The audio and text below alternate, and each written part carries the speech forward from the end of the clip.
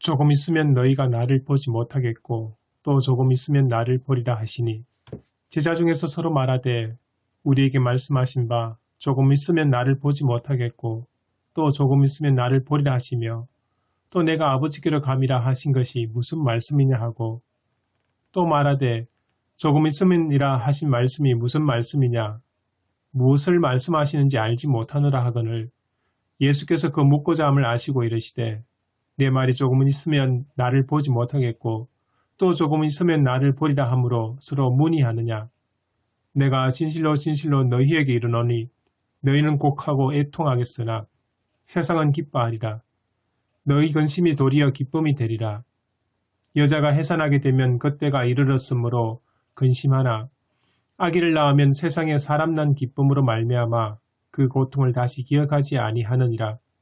지금은 너희가 근심하나 내가 다시 너희를 보리니 너희 마음이 기쁠 것이요 너희 기쁨을 빼앗을 자가 없으리라.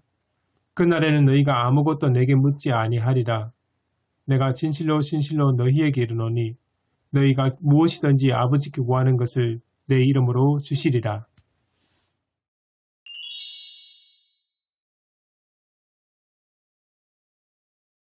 네, 오늘 예배와 강단 책 위주로 제가 발제하겠습니다. 첫 번째 본문의 상황과 본문 해석을 보면 오늘 본문이 요한복음 16장 16절에서 23절 말씀입니다. 이건 예수님의 고별 설교에 속한 단락인데요. 이게 예수님이 제자들을 떠나야 함을 말하고 요한복음 16장 20절에 떠나면 그게 근심이지만 다시 이 근심이 기쁨으로 바뀔 거라는 이야기의 본문입니다. 첫 번째로 본문의 역사적 상황과 문학적 형식을 보면 요한복음 16장 16절에서 23절 오늘 본문은 어떤 단락에 이 단락이 어떤 위치에 있는지를 먼저 살펴보면 15장에 나와 있는 15장 1절에서 27절에 나는 포도나무요 너희는 가지라는 이 애고의 의미 본문이 나옵니다. 이건 어떻게 보면 요한신학의 핵심이라고 이야기할 수 있는데요. 예수는 애고의 의미 이 말씀을 통해서 자신의 신성을 노출시키고 자신과 제자들이 굉장히 밀접한 관계임을 이야기해주고 있습니다. 그리고 또한 이 본문은 출애굽기 3장 14절에 나는 스스로에 있는 자니라는 이 같은 맥락으로 구약에 있는 이 나는 스스로에 있는 자니라를 애고의 의미 같은 맥락으로 지금 이해를 하고 있거든요. 그래서 15장에 그 예수님의 신성을 이야기하고 있고 16장에 들어와서 예수님의 고별 설교가 지금 이어져 가고 있습니다. 그래서 이 16장을 보면 1절에서 24절에 성령의 일에 관해서 나와 있고 25절에서 33절에 관해서 내가 세상을 이기었다라고 이야기 되어져 있습니다. 그리고 오늘 본문 16장 16절에서 23절에 너희 근심이 도리어 기쁨이 되리라 이 16장 20절 이 말씀에 이게 기본이 되고 있거든요. 근데 이 중간에 성령의 일 가운데 이 단락 속에 위치해 있습니다. 그러니까 1절에서 24절 사이에 위치해 있는데요. 여기서 성령의 일이 예수님의 본성을 계시하는 이와 제자들을 위로한 후에 이 예수님과의 이별이 근심이 아니라 기쁨이고 실패가 아니라 승리임을 밝혀주고 있습니다. 그리고 또한 두 번째로 본문의 주석과 해석을 보면은요. 예수님과의 이별이 어떻게 보면 제자들에게 두려움과 염려였습니다. 이렇게 두려움과 염려에 떨고 있는 제자들을 위로해주고 있거든요. 계속해서 16장 20절 말씀이 나오는데 너희 근심이 도리어 기쁨이 되리라 라고 제자들을 위로해주고 있습니다.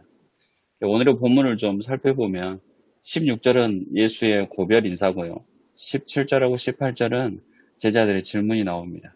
그리고 19절에서 23절을 보면 제자들의 질문에 대한 예수님의 답변이 나오는데 먼저 16절 예수님의 고별 인사를 보면 16절 초반에 조금 있으면 너희가 나를 보지 못하겠고 이걸 이 책에서는 보지 못함이라고 함축을 시켜놨고 또 조금 있으면 나를 보리라 하시니를 보게 됨으로 이야기를 하고 있습니다. 그래서 이 예수님의 떠남을 이 요한은요 인간의 시각의 관점으로 표현을 하고 있거든요. 그래서 보통 사람은 보이는 것이 사라질 때 인간은 누구나 두려움을 느끼게 됩니다. 제자들 또한 예수님이 떠나심을 보고 두려움을 느꼈을 겁니다. 이 예수님이 떠나면 제자들이 예수님이 떠난 사건이 오히려 제자들에게 큰 은혜가 되고 위로가 된다라고 16절에서 이야기하고 있고요. 17절, 18절의 제자들의 질문을 통해서 어, 예수님의 고별 설교를 듣고 제자들이 17절, 18절에 서로 묻는 질문의 형태가 나옵니다. 누구든지 함께 있는 사람이 떠나면요, 슬픔과 고통을 접하게 됩니다. 제자들 또한 아마 예수님의 떠난 그 상황을 받아들이기 어려웠을 것입니다. 그래서 이 떠남이라는 것을 통해서 이 떠남은 예수님의 죽음을 의미하고 있었거든요. 예수님이 인간으로 오셨기 때문에 예수님의 죽음이 인간의 죽음을 의미하기도 했습니다. 어떻게 보면 이게 큰 슬픈 이별이었고 가장 비참한 현실을 이야기해주고 있었습니다. 또한 19절에서 23절 제자들의 질문에 대한 예수님의 답변이 나오는데, 이 이별이라는 게, 예수님과의 이별이라는 게 영원한 이별이 아니고 일시적인 이별임을 이야기하고 있고, 또 이 이별의 절망이 아니라 기쁨을 위한 하나님의 섭리를 이루는 기름을 이야기하고 있습니다. 그러면서 이거 19절에서 23절을 조금 나누어 보면 19절이 첫 번째 대답이 나오거든요. 예수님의 질문이 나옵니다. 제자들의 질문에 대한 확인이 나오고, 또한 예수의 또 다른 질문 형태로 나오는데, 공포와 염려 속에 있는 제자들이 그 모습을 받아들이신 예수의 모습이 나옵니다. 제 교도를 보면 예수께서 그 묻고자 함을 아시고 이르시되 내 말을 조금 있으면 나를 보지 못하겠고 또 조금 있으면 나를 보리라 하므로 서로 문의하느냐. 이게 책망의 말씀이 아니고 그 제자들의 모습을 그대로 받아들여주는 모습이거든요. 그리고 두 번째 대답이 20절에 도리어 기쁨이 되는 근심이 나옵니다. 이거는 첫 번째 대답에 이어 나타나는 예수님의 대답이 20절에 또한 나오고 있거든요. 내가 진실로 진실로 너희에게 이르노니 너희는 곡하고 애통하겠으나 세상은 기뻐하리라. 너희는 근심하겠으나 너희 근심이 도리어 기쁨이 되리라라고 첫 번째 대답에 의해서 예수님의 대답이 나오고 있습니다. 또한 21절에서 23절 초반부에 보면 세 번째 대답이 나오거든요. 이것 또한 너희 기쁨을 빼앗을 자가 없다라고 이야기합니다.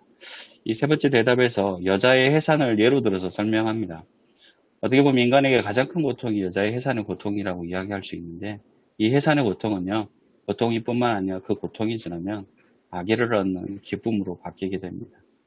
그리고 또 23절 후반절에 보면은 네 번째 대답이 나오면서 내 이름을 주시리라 라고 이야기가 나오거든요.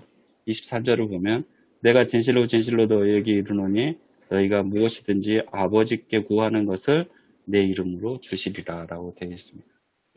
우리는 내일을 알지 못하는 비극을 안고 살아가는 피조물입니다. 이걸 극복하는 것이 아버지의 하나님과 예수 자신을 연결하는 것이라고 그랬고, 그러면서 제자들의 기도가 아버지께 구하는 것이고 아버지께서 예수의 이름으로 주신 것이라고 이야기를 하고 있습니다. 그러면서 두 번째 본문의 신학적 메시지와 오늘의 상황에 적용을 하고 있거든요. 보면 앞의 내용과 거의 중복이 됩니다. 첫 번째 16절 예수의 고별 설교로는요, 이걸 보지 못함과 보게 됨으로 나누었고, 이걸 예수의 죽음과 부활이라고 이야기를 했습니다. 그리고 또한 예수의 죽음까지 영광으로 묘사하는 요한신학이 16절에 등장을 합니다. 그리고 17절에서 18절 제자들의 질문을 통해서 인간에게 죽음은 가장 큰 위협이고 장애물이라고 이야기하고 있습니다. 그리고 또 예수님의 죽음은 이 떠남이란 말 속에서 함축되어 나타난다고 이야기를 했고, 그리고 또 죽음에 관해서 가장 슬픈 이별이고 가장 큰 고통인 죽음을 어떻게 할 것인가 라는 질문을 이야기하고 있습니다. 그래서 이 질문은 어떻게 보면 이 시대의 가장 큰 질문이라고 할 수도 있거든요. 그리고 세 번째로 19절에서 23절에 제자들의 질문에 대한 예수님의 답변이 나오는데, 19절부터 23절 방금 이야기 중복되는데요. 이 내용들이 나와 있습니다. 이렇게 책은 간단히 정리를 했고요. 그래서 저희들이 같이 생각해 보려고 제가 생각했던 게 세 가지 단어입니다. 근심, 죽음, 기쁨인데, 제일 처음에 이 제자들이 근심했거든요. 예수님을 떠나가시면서. 근데 제자들의 근심이 무엇이었고, 또 우리의 근심은, 지금 우리들의 근심은 어떤 근심들이 있는지, 이 근심에 관해서 좀 이야기 나누고 생각해 봤으면 좋겠습니다. 그리고 두 번째가, 책에도 있지만 가장 슬픈 이별이고 가장 큰 고통인 죽음, 어떻게 할 것인가, 우리가 죽음의 문제를 어떻게 바라봐야 하는가, 그러니까 인간들이 가장 두려워하는 문제이기도 하잖아요. 그래서 우리가 생각하고 이 죽음을 어떻게 받아들여야 되는지를 잠깐 나눴으면 좋겠고, 세 번째가 기쁨입니다. 분명히 주님이 주시는 기쁨도 있고, 또 우리들의 기쁨이 있거든요. 근데 이게 어떻게 다르고 우리는 어떤 기쁨을 추구해야 되는지 오늘 같이 이야기를 나눠봤으면 좋겠습니다.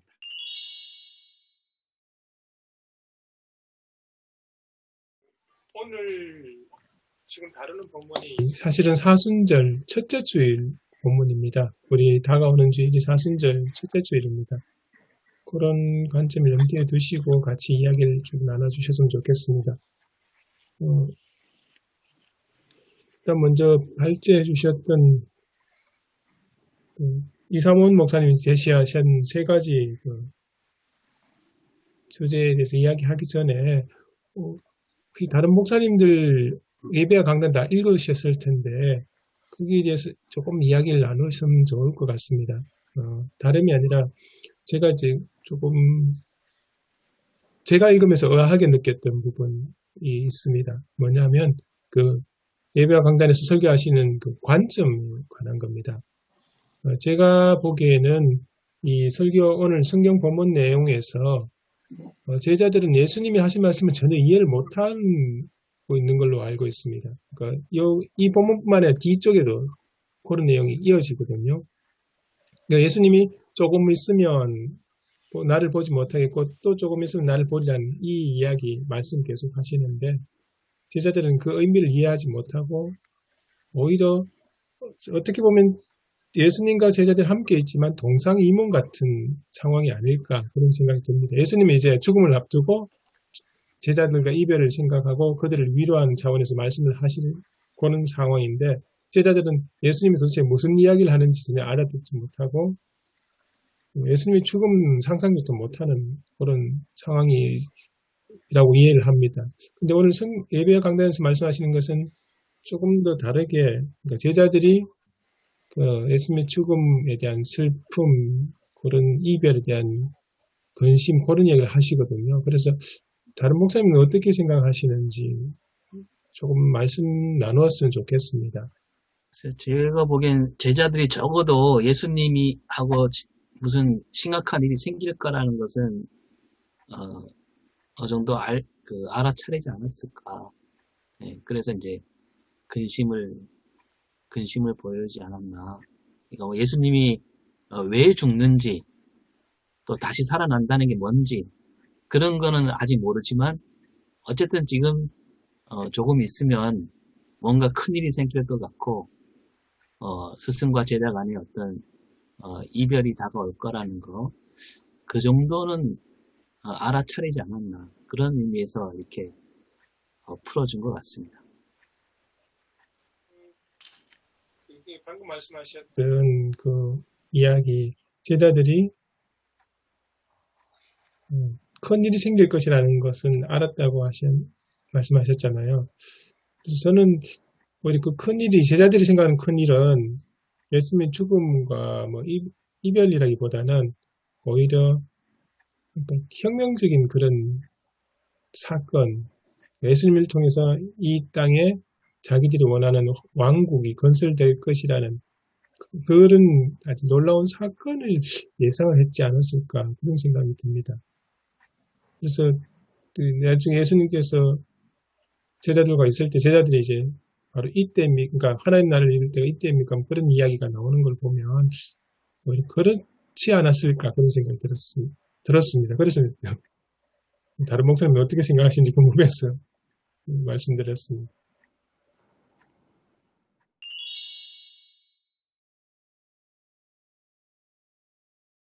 이제 내용상에 조금 있으면이라는 말이 나오지 않습니까? 그렇죠? 근데 그 조금 있으면이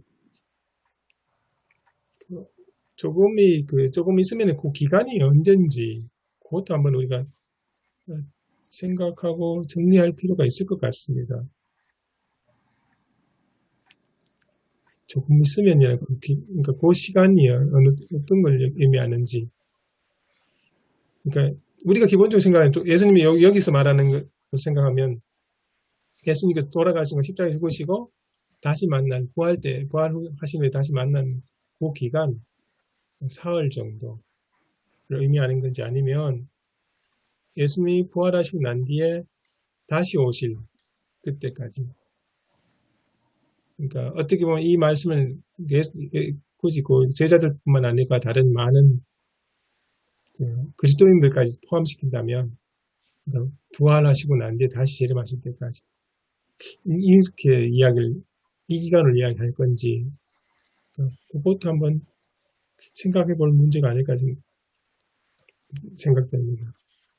조금 있으면 7번 나오거든요. 그러니까 어떤 주석에서는 이게 예수님의 부활까지라고, 그러니까 이 본문에서는 표면적으로 이야기하지만 더 넓게 보면 예수님의 재림까지라고 이야기를 하고 있더라고요. 그래서 두 가지를 다 활용해서 쓰시는 분이 훨씬 많은 것 같았습니다. 이 조금 있으면 이런 말이 우리도 일상적으로 많이 쓰잖아요. 특별히 이제 철없는 어린아이들을 이렇게 달랠 때 쓰는 말이거든요. 우리 신앙적으로도 보면 예수님께서 그 제자들을 보실 때나 아니면 우리 사실은 그 하나님의 뜻을 다 알 수도 없고 우리가 참 조바심을 많이 내잖아요. 우리는 그 뜻을 알 수가 없고 기다릴 수가 없기 때문에 그래서 조금 있으면 이렇게 그렇게 이제 아이들을 달랠 때 엄마나 뭐 이런 입장에서 이제 아이들을 달랠 때 그런 말을 쓴단 말이에요. 그래서 이제 여기 본문에서는 이제 표면상으로는 뭐 부활 가지고 사흘 기간 아니면은 예수님 오실 때까지 뭐 재림 이렇게 이제 다 우리 누구나 생각할 수 있는 그런 건데 어떻게 보면 개인적으로는 개인의 종말 우리 한 사람 한 사람 다 자기의 죽음이 있잖아요. 개인의 종말이 있는데 개인적으로도 아마 그 정말 참고 인내하고 우리가 스스로를 달래면서 아니면은 주님께서 우리를 그렇게 달래시면서 조금만 참아라, 조금만 참아라, 조금만 참으면 된다. 이제 조금 있으면 곧 이제 올 거다, 오실 거다. 뭐 이렇게 계속 이렇게 우리를 달래면서 경상도 사투리 보니까 어르고 시르고 이런 말이 있더라고요. 사투리에 이렇게 어르고 시르고 하면서 우리의 신앙을 독려하신다 그럴까 좀 이렇게 위로하시고 달래시면서 그런 표현인 것 같아요. 이게 조금 있으면요. 그래서 우리도 그런 마음으로 또 주님을 바라보면서 기다리면서 물론 이제 사순절의 첫 번째 주일이고 예수님의 그 고난이나 그 십자가 사건을 생각하면 상당히 우리 슬프고 마음 아프고 또 우리 참회의 수요일부터 시작해서 우리 마음의 어떤 그런 회개 기간이기는 한데 아무쪼록 조금만 더 이런 마음이 늘 우리에게 있어야 되지 않나 그런 생각을 해봤습니다.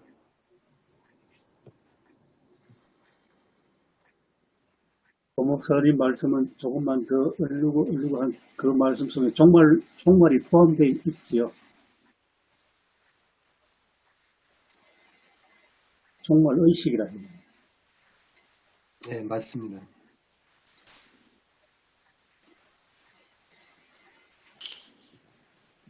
그 얘기 들으니까 조금 있으면이란 말이 종말과 연관될 때, 요한이 요한계시록을 쓸 때, 이제 3년 반 얘기하잖아요. 42달, 1260일 얘기하는데, 예수님의 이 표현과 맞물리는 게 아닌가, 네, 그런 생각이 듭니다.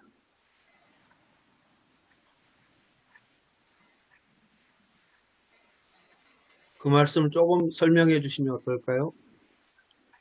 예, 아니, 요한계시록에서 이제 3년 반, 3년 반이란 말은 안 나오지만 1260일 하고 이제 42달을 얘기하면서 그때 이제 그 환란을 겪게 된다라는 말씀이 10장부터 14장까지 그 사이에 나오잖아요. 그러니까 그거를 이제 세대주의자들은 막 진짜로 그거를 시간에 대입해갖고 7년 대환란이라고 얘기했는데 그 안영선 교수님 책에 따르면 그런 게 아니고 그러니까 이제 종말이 다가온다 얘기하다가 10장부터 14장까지는 종말 얘기를 잠시 멈추고 현재 고난을 앞두고 있는 성도들에게 하는 메시지라고 얘기하거든요. 그러니까 현재 이 고난을 앞두고 있는 그 성도들에게 조금만 참으면 이제 그 로마가 멸망할 거다. 뭐 그런 그 메시지를 그 얘기하고 있는데 그 의미가 어떤 시간의 양의 문제가 아니라 조금만 견디면 된다. 그런 의미로 얘기했다고 하거든요. 그래서 이제 이거하고 연결이 되는 것 같은데 요한이 아마 예수님이 그때 죽음을 앞두고 하신 말씀과 또 계시를 본 그 계시와 이게 딱 맞아 떨어지지 않았나 그런 생각이 들었습니다.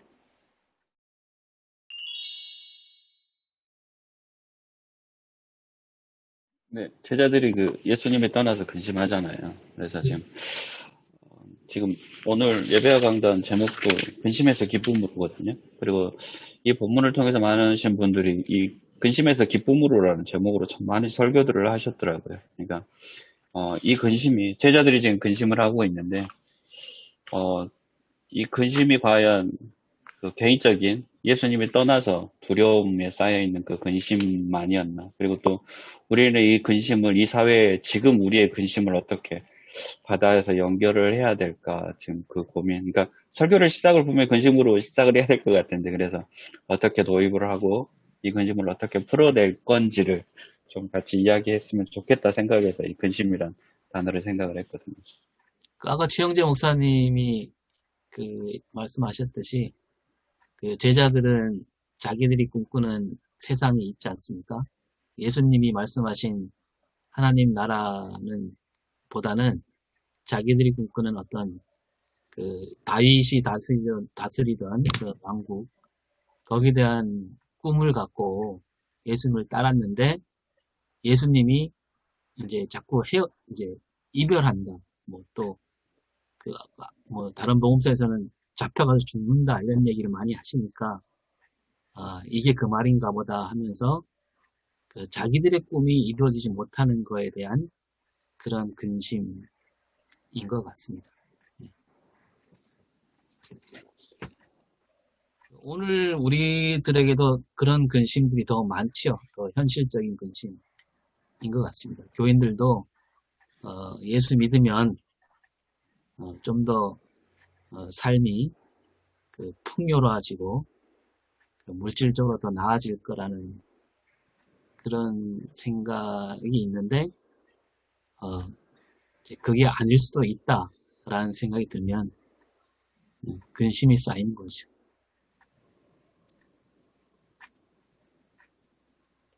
그러니까 제자들은 자기들이 꾸고 있는 그 꿈, 이걸 예수님과 더불어 예수님을 통해서 이룬다고 기대했는데 예수님이 떠난다고 하시니까 그래서 이제 불안하고 근심한다는 그 본문 말씀이시죠. 근데 오늘날 목사님 말씀 그대로 다시 한번 반복하면 오늘날 우리 시대의 사람들도 역시 제자들처럼 예수 믿고 교회 다니면 자기들이 갖고 있던 뭐 이상, 꿈, 뭐 조금 부정적으로 보면 욕심까지 그걸 이룬다고 그렇게 기대하고 믿었는데 또 예수 믿어봤자 별로 그런 게 이루어지지 않는다. 이제 그런 실망감, 근심, 불안 이제 그렇게 이해하면 맞습니까? 마태복음 8장에서 그 예수님 앞에 나와서 여쭈었던 그 한 서기관이 주님이 선생님이 어디로 가시든지 저는 따르겠습니다. 그랬더니 예수님께서 여우도 굴이 있고 공중의 새도 거처가 있으되 인자는 머리둘 곳이 없다 이렇게 말씀을 하시거든요. 그러니까 사람들은 나름대로 최소한의 어떤 그 뭐라 그래야 될까? 뭐 부귀 영화도 물론 꿈꾸겠습니다만 최소한의 그거는 그래도 보장돼야 되지 않을까라는 어떤 그게 있는데 예수님을 따르는 그 길이라고 그럴까요? 그런 거는 어쩌면은 아무것도 기대할 수 없는 그런 예수님께서 그런 삶을 사셨으니까 그런 것에 대한 불안, 그러니까 미래에 대한 어떤 불안이겠죠. 우리가 사실 다 느끼는 불안은 다 미래에 대한 불안이거든요. 현재 어떤 징조나 어떤 그런 것들이 미래에 어떻게 되어질까에 대한 불안인데, 이제 목회자가 은퇴를 하면은 내가 이제 어떻게 생활을 할 것이냐, 뭐 어떤 연금 관계는 어떻게 될 것이고 이게 뭐 다 잘 될 것이냐, 뭐 이런 여러 가지 그런 불안들이 이런 것들이 이제 근심으로 작용을 하게 되는데 예수님께서 직접적으로 이제 조금 있으면 뭐 나를 못 보게 되겠고 뭐 이런 말씀을 하시면서 자꾸 불안한 마음이 자꾸 드는 거예요. 이 조금 있으면이 이게 무슨 말씀인가? 그게 얼마만큼인가? 그리고 조금 있으면 뭐 못 본다는 것이 무슨 뜻인가? 이런 거에 대한 불안이 있겠죠. 아기들을 키우다 보면 뭐 유치원을 보내거나 뭐 이러면 가서 하고 있어. 근데 조금 있으면 엄마가 뭐 너 찾으러 올게 뭐 이러면서 아이들 맡기잖아요. 아기가 이제 분리불안을 느낀단 말이에요. 아마 제자들도 그런 분리불안 같은 것을 느끼지 않았을까 그런 생각이 듭니다. 3년 동안 이렇게 같이 다니고 동행하고 뭐 우여곡절을 다 겪었습니다만 뭐 내 오른쪽에 왼쪽에 뭐 여러 가지 뭐 이야기들도 많았고 누가 높으냐 크냐 뭐 그런 저기들도 많고 그런 세월들이 쭉 지나면서 이제 예수님의 돌아가실 때가 가까우면서 예수님께서 그런 말씀을 하셨을 때 어떤 그 분리불안 같은 것이 작용했을 거다. 저는 그런 생각을 해봤습니다. 말씀하신 그 제자들의 제자들의 그 관심, 어떻게 보면 이 땅에 예수님을 중심으로 해서 하나님의 왕국 건설이라고 생각한다면 사실 예수님은 지금 바로 앞에 놓인 것은 이 땅의 문제가 아니고 좀 더 궁극적으로 하나님의 뜻을 이루는 데 관심이 있으셨던 것 같습니다. 그 하나님의 뜻이 결국은 십자가의 죽음과 부활의 그 과정. 그러다 보니까 이 두 제자와 예수님 사이에 관심의 차이가 있게 되고, 그러다 보니까 이제 제자들은 자기들의 관심거리를 이루지 못하는 것에 대한 근심, 이런 제자들의 측면으로 생각할 수 있고요. 또 예수님 측면에서 생각한다면 예수님도 그러니까 어떻게 보면 잠시 동안 떨어지는 거잖아요. 그러니까 예수님의 부재, 또 지금 우리로 생각하면 하나님의 부재, 가끔씩 이제 하나님이 우리와 함께 하시지 않는다는 느끼는 그 좌절되는 상황들, 우리 왜 이런 갑자기 병이라든지 사고라든지 이런 것들로 인한 고통, 그리고 괴로움, 그리고 또 이제 사회의 불의 이런 걸 보면 직면하면서 하나님께서도 왜 이럴까 하는 그런 근심, 그런 걱정, 불안 이런 것들이라고 이야기할 수 있을 것 같은데, 그건 이제 오늘 이 본문을 생각한다면 우리의 관심하고 하나님의 뜻하고 괴리에서 온 게 아닐까 생각이 들기도 합니다. 비록 우리들이 여러 가지 상상하기 싫은 일을 겪게 되지만 그 속에서 그럼에도 불구하고 하나님의 뜻을 이루어 가신다는 관점, 예수님과 제자들의 이 괴리 또는 예수님의 부재, 그것은 결국 예수님이 부재하신 이유는 하나님 뜻을 이루어가기 위한 십자가의 길을 걸어가는 그 과정에서 일어난 일이라고 생각됩니다. 그런다면 조금 확대시키면 우리의 근심이나 우리의 걱정도 우리의 뜻하고 하나님의 뜻하고 이렇게 괴리가 생기면서 마치 하나님이 계시지 않는 것처럼 느껴지는 데에서 오는 근심, 이런 식으로 바라볼 수 있지 않을까, 그런 생각이 자꾸 드네요. 좀 그 같은 맥락이 되겠는데요. 저는 그 22절 말씀을 보니까 조 목사님 말씀이 좀 더 이제 크게 다가오는데요. 22절 지금은 너희가 근심하나 내가 다시 너희를 보리니, 이게 이제 제자들에게 있는 분리불안, 예수님 또 선생님과 이제 분리된다는 분리불안이 있는 제자들에게 예수님이 여기 상당히 22절에는 안심시키고, 그리고 그뿐만 아니라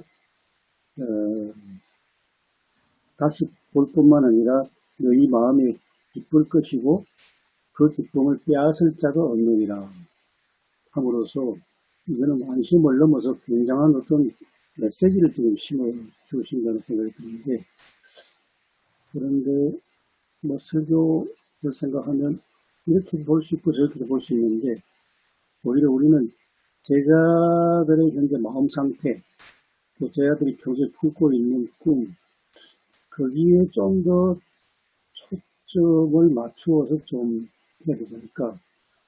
예수님하고 저희가 생각이 다릅니다.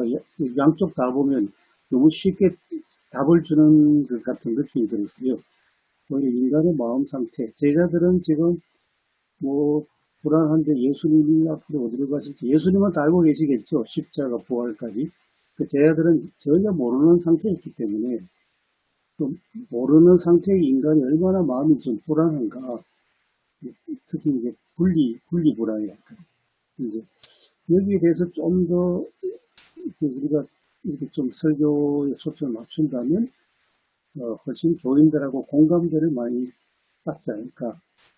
마지막에 가서는 이제 기쁨도 뭐 부활까지 이제 그렇게 가긴 가야 되겠습니다만은, 그 설교의 과정에서는 또 불안과 근심과 분리불안, 선생님이 떠나면 어떡하냐, 그런 거에 좀 우리의 신앙을 좀 조명하면 어떨까 하는 그 생각을 좀 듭니다.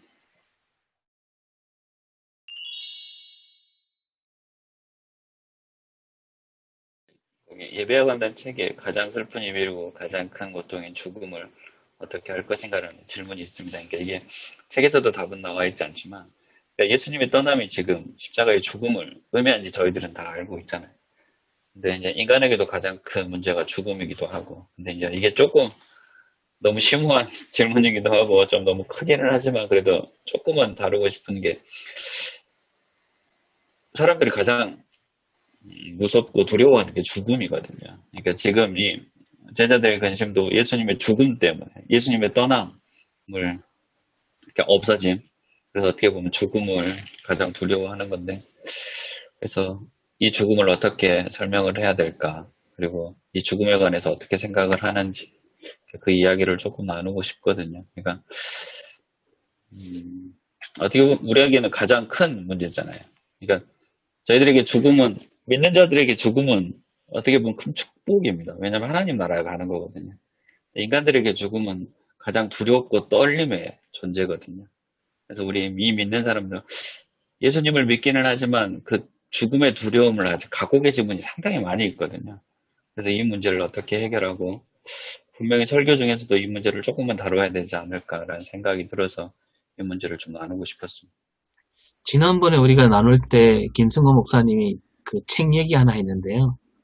죽은 자의 집 청소라고. 저도 책이 있긴 한데 아직 들여다보지 않았는데, 죽음에 대해서 얘기할 때 그 책을 한번 읽으면 좀 더 깊이 있는 그런 풀이가 되지 않을까, 그런 생각이 드네요. 저번에 그 얘기 하셔가지고 저도 샀거든요. 네. 배달은 왔는데 아직 읽지는 못해서. 이 죽음의 문제는 뭐 철학적으로도 그렇고 인간 본연의 문제잖아요. 그런데 이건 주의하고 결부된 문제이기 때문에 그거 이상 더 큰 두려움이 사람에게는 없는 건데요. 이게 반드시 죽으리라 그랬던 거기 때문에. 근데 우리가 이해하는 이 죽음은 이게 요한복음 12장 24절에 그 하늘의 미래 아래 땅에 떨어져서 죽지 아니하면 하늘 그대로 있고 죽으면 많은 열매를 맺는다는 그 말씀하고 이게 연관이 되어져야 하는 죽음이거든요. 지금 여기서 말하는 죽음 문제는. 그게 이제 언제인지는 우리는 그 때와 시를 알 수가 없죠. 근데 조금만 참아라. 조금 있으면 금방 그때가 올 거고, 그때의 그 기쁨이라고 하는 것은 우리가 정말 헤아릴 수 없는 그런 기쁨을 우리가 누리게 될 것이고, 그 기쁨은 누구도 빼앗아갈 수 없는 기쁨이다 하고 지금 예수님께서 22절에 그렇게 말씀을 하셨는데, 그런 그 죽음이 우리가 아는 공포와 슬픔과 이런 두려움이 아니라 그 죽음, 어떤 것도 그 죽음을 겪지 않고서는 아무것도 안 되는 거잖아요. 뭐 싹이 나는 것도 마찬가지고 곡식이 자라는 것도 마찬가지고. 그래서 그 기쁨으로 가는 하나의 이런 과정일 뿐인 거라고 우리가 이해를 해야 되고요. 이 죽음 문제를 그냥 세상적으로 유교적으로 이런 이런 걸로 보면은 굉장히 슬프고 무섭고 두렵고 더 나가서 분노하고 막 억울하고 이런 쪽으로 세상 사람들은 죽음을 이해하겠습니다만, 사실은 우리 기독교의 죽음은 그것이 우리에게 기쁨이 되고 그것으로 우리가 얻는 그 보상은 그 누구도 빼앗을 수 없는, 그 어디에서도 우리가 느낄 수 없는 그런 기쁨이라는 것을 이렇게 우리가 주지시킬 필요가 있을 것 같습니다. 바로 그 요한복음 11장에 보면 나사로 이야기 나오지 않습니까? 나사로 이야기 나오는데, 오랫동안 병을 앓다가 죽은 나사로인데,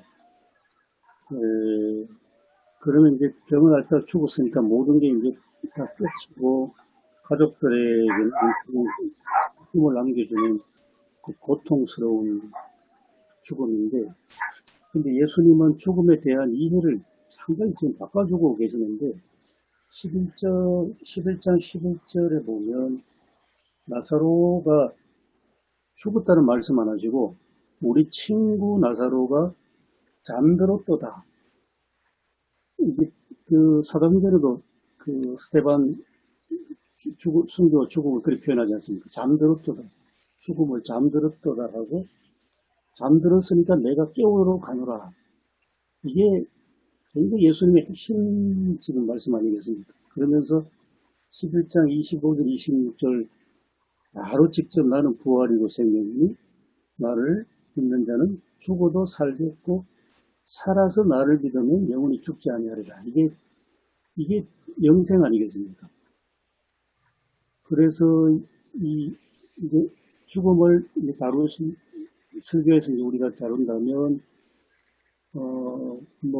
창세기에도 죽음에 대한 이해될 것 굉장히 다양하게 많습니다. 그런데 요한복음 안에서 본다면 이 나사로의 이 죽음이 아니라 잠자는 거고, 예수님이 잠자는 사람 깨우듯이 부활 생명으로서 이 죽은 나사로를 다시 살리신 그 사건이, 그걸 이제 그러면 죽음을 다룬다면 이것도 함께 이 본문도 같이 가야 되지 않을까, 그 생각이 듭니다. 아마 조 목사님이 어느 설교문에 적으셨던 것 같은데, 그 엘리자베스 퀴블러 러스 얘기를 조금 하신 것 같아요. 그러니까 그분 책을 제가 조금 읽었는데, 거기에 좀 특별한 얘기가 하나 있었어요. 그것은 다른 종교에서도 그 퀴블러 러스가 그 경험한 것들을 많이 이렇게 인용하기도 해요. 그 뭐냐면 그 죽은 사람을 만나요. 그래서 이게 실제인가 아닌가를 자기도 못 믿어가지고 사인을 해보라고 해요. 근데 이게 죽은 지 오래됐는데 다시 만났다는 그게 환상인지 뭐 착각인지 그게 아니었다는 거죠.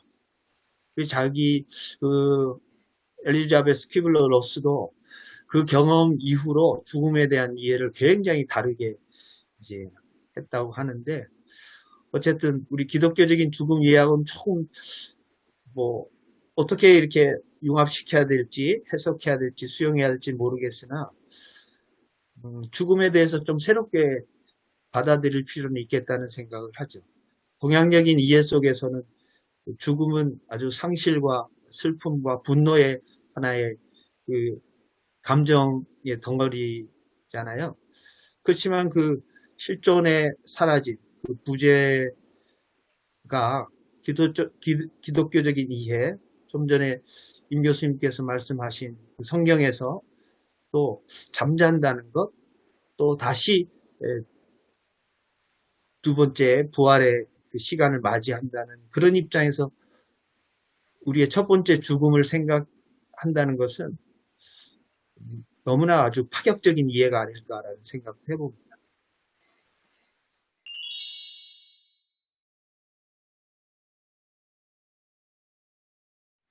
그 예수님이 그 비유로 이제 해산에 대해서 말씀하셨잖아요. 12절에, 아니, 21절에 예, 예. 여자가 해산할 때 고통과 또 생명을 낳았을 때의 기쁨을 비교하면서 말씀하는데, 요즘은 이런 말도 좀 조심스럽게 해야 되는 때인 것 같습니다. 요즘 여성들이 막 이 부분에 대해서 되게 민감하잖아요. 저는 이제 그게 안타까운데, 생명을 낳는 기쁨이 그 해산의 고통과 견줄 수 없는 기쁨인데, 그런 기쁨이 자꾸 요즘 시대는 이게 뭐랄까 상쇄되는 그런 시절이라 참 마음이 참 씁쓸하긴 한데요. 그러니까 그 생명의 기쁨을 얻으려면 고통과 죽음이 있어야 된다. 우리 그리스도 안에서는 사실은 뭐 신학적으로 봤을 때 예수님이 죽는다라는 것은 사실은 부활보다 더 어려운 일 아닙니까? 하나님이 죽는다는 얘기는 부활보다 더 어려운 일인 것 같은데, 네. 그래서 그 예수님이 몸소 죽으셨다라는 게 보통 인간의 죽음하고 좀 다르게 또 우리가 봐야 되지 않는가. 예수님의 죽음이야말로 부활보다 더 큰 기적이다. 그렇게 연결도 되지 않을까 생각합니다. 저는 두 딸을 그 수중분만에서 낳았거든요. 그러니까 그 당시에 수중분만이 사람들이 이렇게 잘 몰랐던 때인데, 어쨌든 그 아주 뜨거운 여성의 그 분만의 과정에서 그 고통을 줄이기 위해서 뜨거운 물에 같이 들어가요. 그러면 이제 막 진통을 하잖아요. 근데 이제 진통제를 안 놔줘요. 기본적으로 그 진통의 시간을 그냥 견디게 하는 거죠. 그리고 이제 아내 몸이 10cm 열리면서 그 아기의 머리가 이제 나오잖아요. 그러면 이제 그 물이 이제 피범벅이 돼요. 저는 뒤에서 아내의 몸과 밀착되어서 그 여성이 그 고통 속에서 그 뼈가 일그러지는 거를 느끼는 거죠. 그리고 물에서 찰랑찰랑 이렇게 머리카락이, 그 첫 생명의 머리카락이 찰랑찰랑 해가지고 물 위로 딱 떠오르는 그 물에서 건진 모세처럼 그런 환희를 제가 2번 겪었는데, 하고 나서 이걸 진짜 할 일이 못 되는구나 라는 생각을 한 이유는, 그 여성의 고통이 진짜 뼈가 막 어긋나는 그런 비틀림이 있다는 걸 제가 느끼면서, 그 고통을 남성들은 이해할 수 없겠구나. 그리고 여성은 약하지만 어머니는 강하다는 말을 그 생명의 탄생의 과정을 통해서 제가 조금, 아주 조금 2번 느꼈고요. 그럼에도 그것이 얼마나 기쁜지, 그 어머니는 피 흘리고 몸이 찢어지지만 그 아기는 새로운 탄생을 자축하듯이 울면서 딱 올라왔을 때 그 생명의 환희는 뭐 눈물을 흘리지 않을 수가 없는 거죠. 그리고 의사가 와가지고 이제 축복 기도를 하라고 하면 이제 축복 기도를 아버지가 먼저 하잖아요. 그리고 가위를 갖다 주면 이제 어머니로부터 이제 단절을 이제 상징하는 그 탯줄을 이제 아버지가 끊어요. 그런 걸 제가 2번 겪었는데, 저는 그게 제 인생에 있어서 너무나 큰, 이제, 그 도움이 됐죠. 그 경험이 여성을 또 이해하는 데 있어서도 상당한, 보통 그 고통을 같이 공유하지 못해서 사실 수중분만을 거부하는 남성들도 꽤 많대요. 왜냐하면 여성은 원하는데 남편은 그걸 원하지 않는 케이스도 꽤 있다는데, 어쨌든 저는 가서 그런 경험을 했습니다.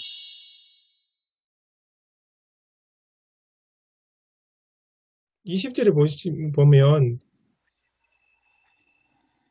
기쁨에 대해서 2가지가 나옵니다. 하나는 세상이 기뻐하는 것하고, 그리고 또 하나는 제자들이 기뻐하는 게 나옵니다. 참 재미있게도 세상이 기뻐하면 제자들이 애통하고 곡하고, 그리고 나중에 이제 제자들이 나중에 제자들의 건심이 다시 기쁨으로 바뀐다는 그런 부분이 나옵니다. 그런 부분 참 우리 그리스도인들의 기쁨, 하나님 주시는 기쁨, 그래서 한번 깊이 생각해 볼 문제라고 생각됩니다. 제가 여기서 생각하는 기쁨은 고통을 겪어낸 다음에 기쁨이거든요. 그러니까 그냥 주님이 주시는 기쁨, 우리의 기쁨, 뭐 세상적 그 기쁨보다 본문에서 지금 계속 이야기하고 좀 집중해야 될 게 반드시 고난을 겪은 다음에 오는 그 기쁨이 참 기쁨이지 않을까라는 생각을 계속 하게 됩니다. 그러니까 제자들도 분명히 이 고난을 지나가야 그 기쁨을 맛볼 수 있잖아요. 그러니까 이 성도님들에게도 지금 반드시 그 고난, 그러니까 예수님으로 인한 기쁨을 한껏 누리기 위해서는 그 고난을 지나가야 됩니다. 를 지금 어떻게 적용을 할까를 지금 생각하고 있습니다. 그러니까 우리에게 그 기쁨이라는 게 그냥 오는 게 아니고 그냥 로또처럼 툭 떨어지는 건 절대 아니고 그 고난을 내 몸으로 스스로 겪어내지 않으면 누군가 가르쳐주고 누군가 말해주는 게 아니고 내 몸으로 스스로 겪어내지 않으면 절대 얻을 수 없는 기쁨이다 라는 생각을 지금 계속 갖고 있습니다.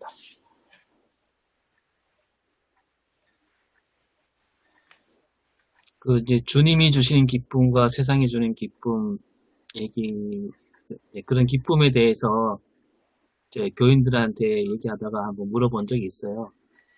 아까 로또도 얘기하시는데 로또 복권 한 50억짜리 맞았을 때 그때 기쁨하고 말씀을 읽다가 말씀에서 어떤 깨우침을 얻었을 때 기쁨 어떤 게 더 클까요? 그랬더니 쉽게 대답을 못 하더라고요.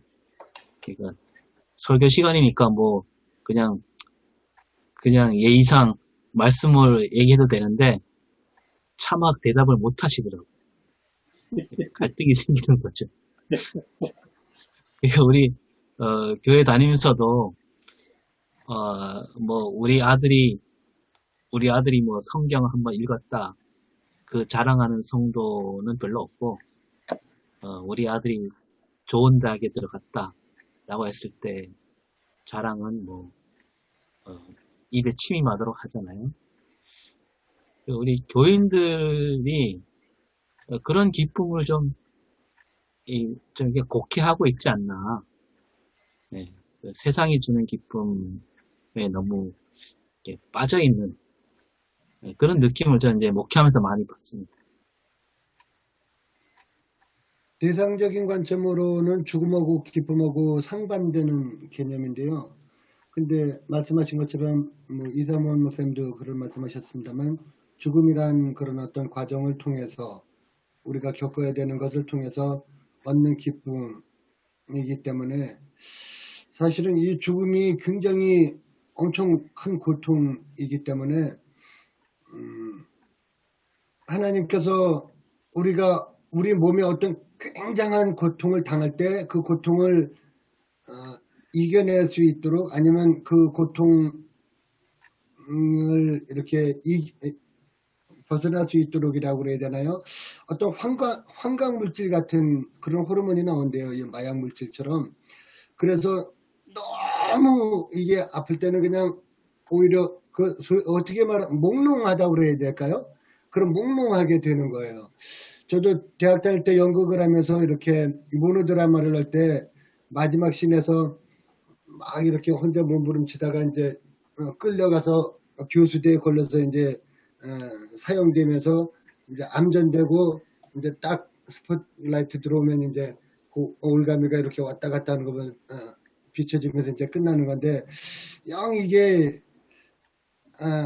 이게 안 느껴지고 그래서 리얼리즘 연극을 해보겠다고 두 번 한 번 매달려 봤었거든요. 탁 매달리는 순간 그냥 몽롱한 거예요. 막 나중에 막 깨우고 막 그랬을 때 그 깨어날 때도 그 느낌이 이게 죽는 게 굉장히 고통스러운 건 줄 알았더니 그게 전혀 그게 아니더라고요. 그래서 이 죽음이라는 것이 그렇다고 뭐 자살이나 이런 걸 뭐 이렇게 뭐 부추기거나 독려하고 그거는 아닌데요.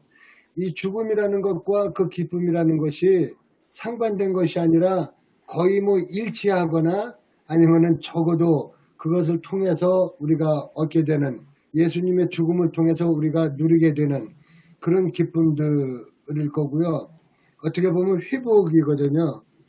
그래서 제가 요즘 에스라서를 쭉 보고 있는데 에스라 그 3장에도 보면은 400년 전에 그 솔로몬 성전을 다시 이제 재건축하기 위해서 재건하기 위해서 본토로 돌아가는 그 이스라엘 백성들 그 성전의 기초를 놓는 그 과정이 에스라 3장에 나오고 있는데 그때 3장 12절에 막 성전 기초가 놓이는 걸 보고 막 대성통곡을 하는데 그 통곡은 막 슬픔의 눈물이 아니고 너무너무 기뻐서 우는 눈물이거든요. 막 탄성을 지르면서 함성을 지르면서 막 대성통곡을 하는데 아마 우리의 기쁨은 그때 우리가 맡게 되는 기쁨은 그런 진짜 대성통곡을 할 정도로 막 함성을 지르고 막 할 정도로 그런 큰 기쁨이 아닐까 그런 생각을 해봤습니다. 기쁨과 관련해서 지금 22절을 보시면 지금은 너희가 근심하나 내가 다시 너희를 보리니 너희 마음이 기쁠 것이요 너희 기쁨을 빼앗을 자가 없으리라 그날에는 너희가 아무것도 내게 묻지 아니하리라. 그 말씀을 조금 생각을 해볼 필요가 있을 것 같습니다. 그러니까 제가 어떤 생각하기로는 지금은 그러니까 예수님과 함께 있는 제자들 그 당시 근심하나 다시 그러니까 예수님을 다시 보게 될 때 제자들의 기쁨이 있을 것이고 그리고 그 기쁨을 빼앗을 자가 없으리라는 하거든요.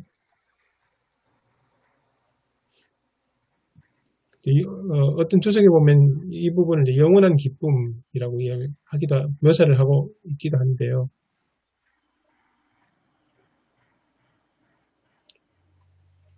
어떻게 보면 하나님과 함께하는 기쁨, 그냥 막연하게 말씀드린 하나님과 함께하는 기쁨이라고 이야기할까요? 그런 부분을 의미하는 것 같은데 또 그 다음 그날에는 너희가 아무것도 내게 묻지 아니하리라는 말씀을 생각하면 이건 그러니까 예수님께서 부활하시고 난 뒤에 성천하시고 난 뒤에 성령 강림 하시고 난 뒤에 성령 임재 그런 것하고 그래서 이제 맞물리지 않나 그런 생각도 듭니다. 그러니까 성령이 오셔서 묻지 않는다는 것은 성령께서 깨우쳐 주시고 가르쳐 주시고 말씀을 기억나게 하시고 하는 그런 역할을 염두에 두고 하신 것이 아닌가. 그래서 여기서 예수님께서 말씀하시는 기쁨이라는 게 아까 오성일 목사님 말씀하셨던 것처럼 성령님 오셔서 말씀을 읽는 가운데 그 의미를 깨닫게 되고 하나님이 나와 함께 하심을 생생하게 느끼게 되고 그런 과정이 아닐까 그런 생각도 듭니다. 조금 뭐 지엽적인 얘기인데, 이제 다시 보게 됐을 때 기쁘다라는 말씀에서 제가 느끼기로는 복음서에서 예수님이 다시 살아나셨을 때 제자들이 뭐 아주 기뻐했다는 느낌은 없어요. 그죠? 막 예수님 다시 살아났다고 해갖고 뭐 뛰면서 찬양하고 그런 장면은 거의 잘 안 나오는 것 같아요. 그래서 여기서 말하는 다시 보게 됐을 때 기쁨이라는 것은 부활해서 다시 만나는 기쁨이 아니라 최영진 목사의 말씀대로 나중에 승천하신 다음에 또 성령께서 깨우쳐 주시고 그때 오는 기쁨이 맞는 것 같습니다. 저도 그렇게 생각합니다. 네. 네, 여기도 내게 묻지 아니하리라 말씀 나오잖아요. 저도 이걸 깨달음으로 하거든요. 성령님이 우리와 함께 하셔서 우리가 깨달은 이후에 참 기쁨을 얻을 수 있지 않을까. 그러니까 최영조 교수님 얘기하셨던 것처럼 그리고 요한복음 2장에 지금 계속 성령님이 오실 거라고 계속 이야기하고 있잖아요. 그래서 성령님이 오신 다음에 깨달은 다음에 오는 참 기쁨이지 않을까. 저도 그렇게 생각합니다. 그렇게 보면 학위지습지면 불력일포하라. 그거하고 비슷하게 이어지네요.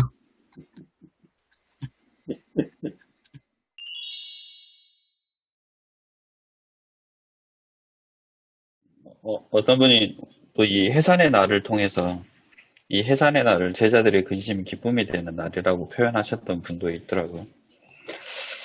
저는 이 본문 계속 준비하고 시간이 없어서 많이 준비하지 못했지만 근심에서 이 기쁨으로 이 제목을 그러니까 예배 강단에서도 이게 제목으로 나와 있는데 이걸 집중적으로 좀 풀어볼까라고 생각하고 있습니다. 그래서 그냥 근심, 우리에게 있는 근심, 그리고 그 제자들에게 있었던 그 근심 설명하고 정말 이게 주님과 함께하는 그 기쁨으로 어떻게 갈 것인지 우리가 지금 세상에서 추구하는 그 기쁨이 아닌 예수님으로 인한 기쁨을 우리가 어떻게 한번 누릴 것인지를 얘기하려고 합니다. 아마 우리가 누리게 될 그 기쁨이라는 것이 어쩌면 그 요한복음 14장 12절에 말씀하신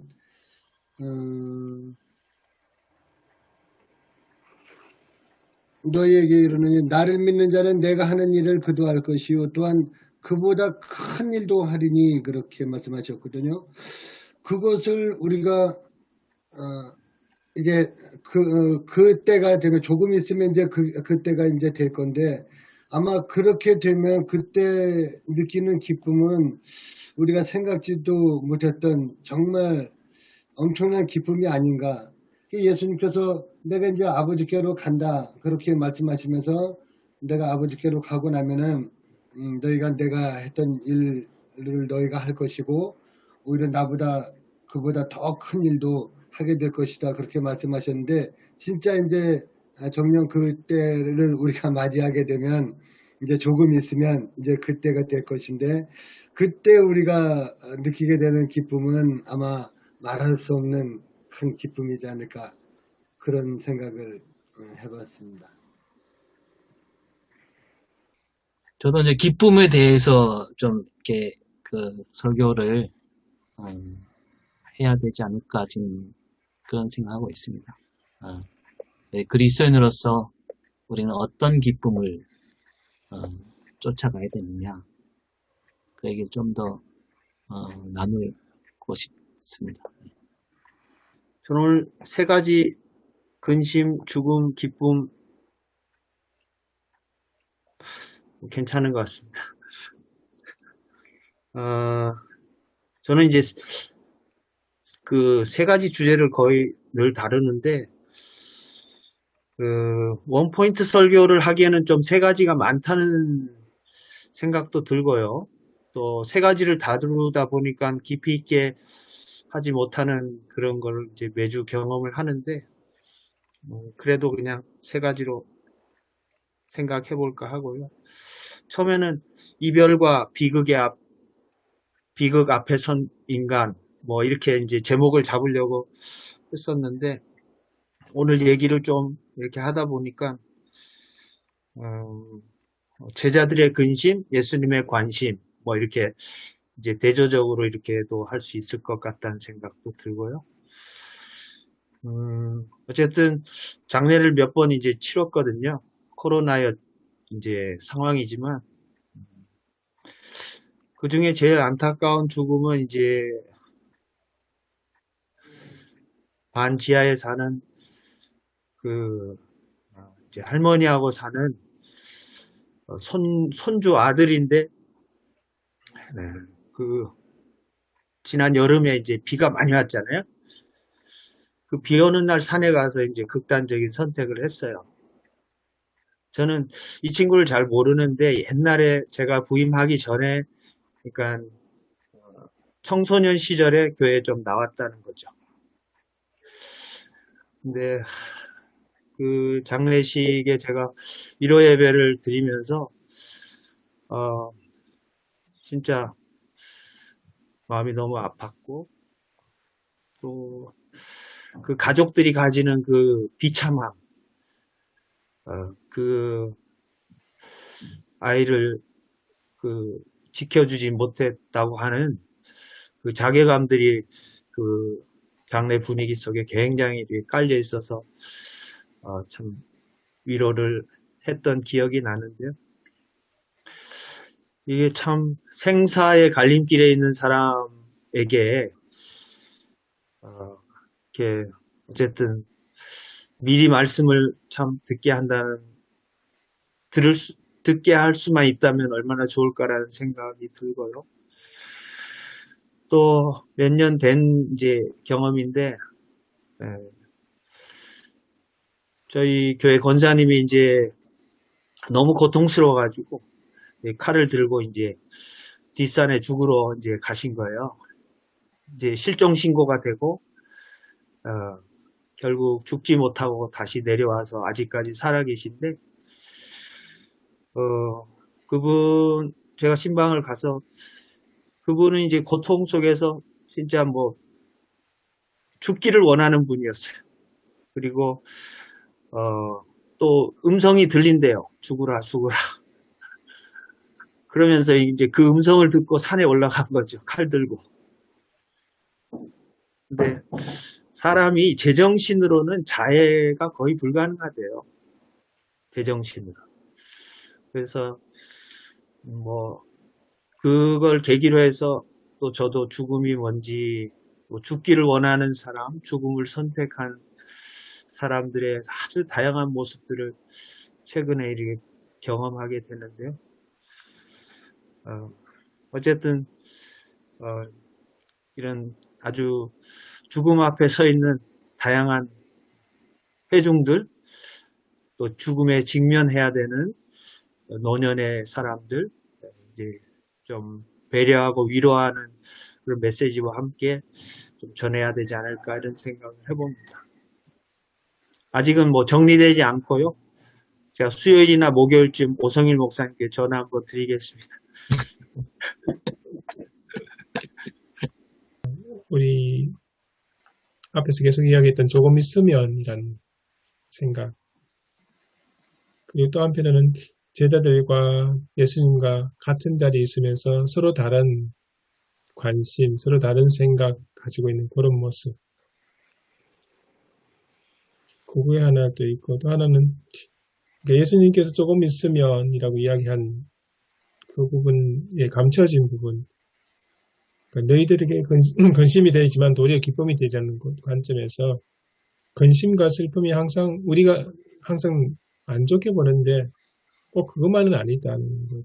어떻게 보면 제자들 입장에서 봤을 때 가장 근심되고 슬픈 그 시간이 하나님의 뜻이 이루어지는, 은밀하게 이루어지는 그 과정 속에 있던 시간이라고 생각한다면 어떻게 보면 우리가 슬퍼하고 근심하고 암담한 그 시간이 우리 눈에는 그렇게 안 보이지만 우리 뒤에서는 하나님께서 자신의 뜻을 이루어 가시기 위해서 역사하는 그 시간이 아닐까, 그런 생각이 들었습니다. 그런 관점으로 설교를 하는 것도 괜찮지 않을까 그렇게 생각이 됩니다.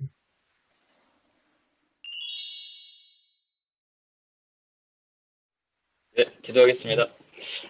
사랑의 하나님 참으로 감사합니다. 저희들에게 월요일 아침에 피곤한 몸이지만 서로 주님의 말씀을 묵상하며 서로의 말씀을 위하여 서로의 사랑, 생각과 서로의 가진 것들을 나누는 시간을 허락하여 주심을 감사합니다. 언제나 목사님들과 교수님들 언제나 기억하여 주시고 정말 저희들이 주님을 사랑하는 하나님의 사람으로서 매일매일 살아가는데 부족함 없게끔 주님 저희 가운데 함께하여 주시옵소서. 저희들이 매일매일 성령님과 동행하며 살아가기 원합니다. 저희들이 성령님과 동행함으로 정말 주님의 사랑이 필요한 곳에, 꼭 필요한 곳에 주님의 사랑을 전할 수 있는 하나님의 자녀자로, 목회자로 살아갈 수 있도록 주님 도와주시옵소서. 오늘 하루도 저희 가운데 함께해 주시고 축복해 주심을 감사를 드리며 예수님의 이름으로 기도드립니다. 아멘. 아멘. 수고하셨습니다. 수고하셨습니다. 수고하셨습니다. 예.